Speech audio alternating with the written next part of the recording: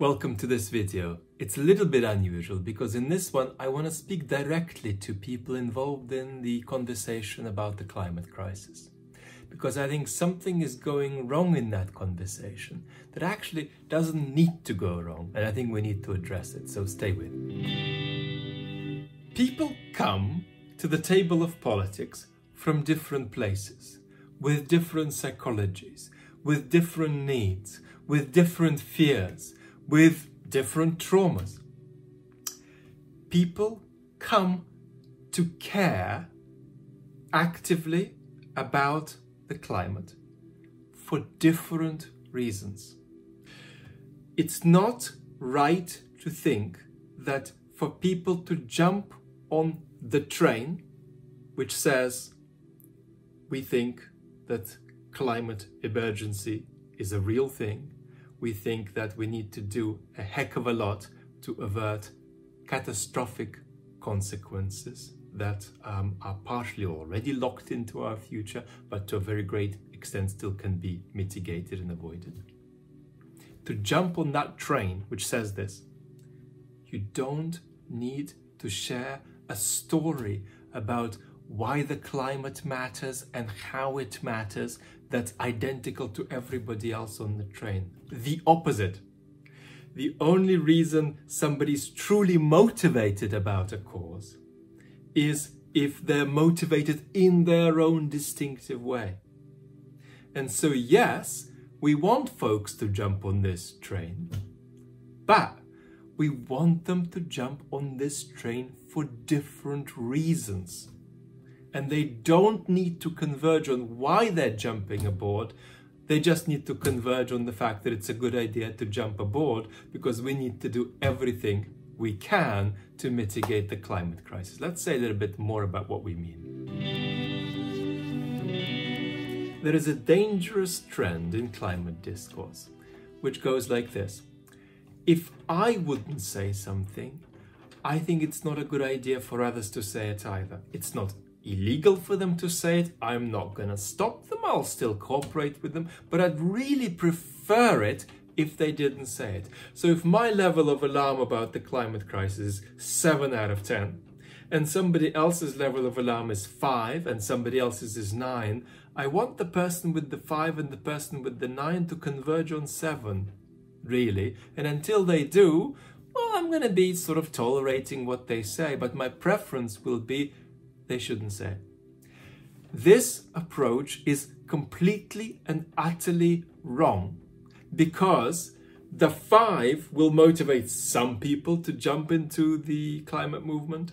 For others, a 9 will motivate them. For others, my 7 will motivate them.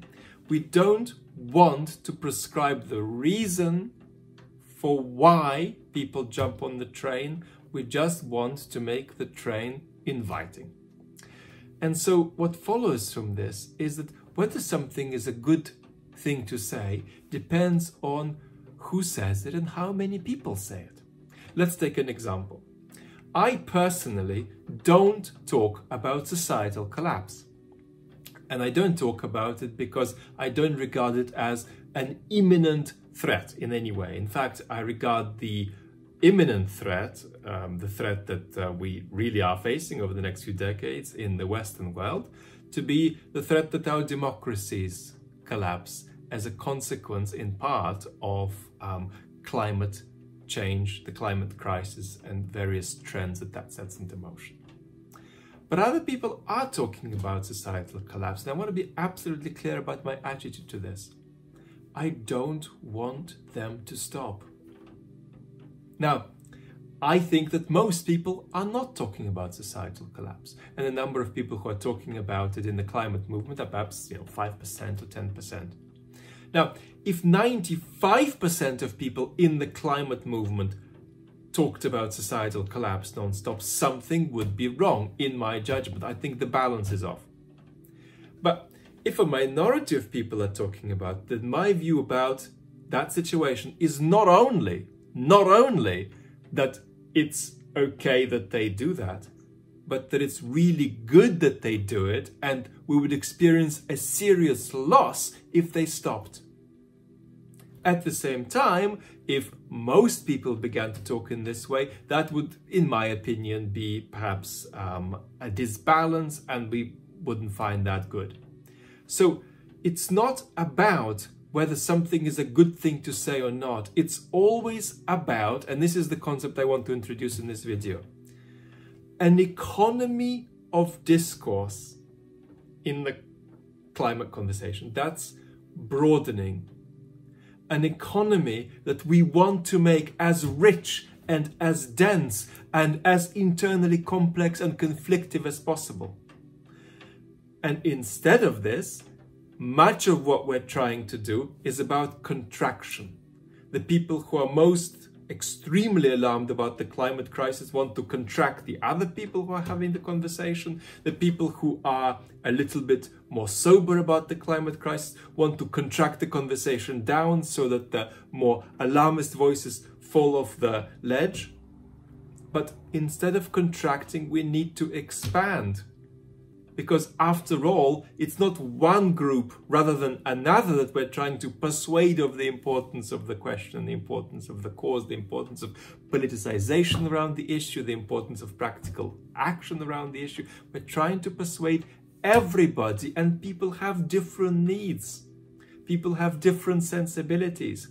We always want to keep enriching our economy of discourse and not contracting it. Now, one qualification to finish. This does not mean that there aren't bad things to say, things that nobody should say.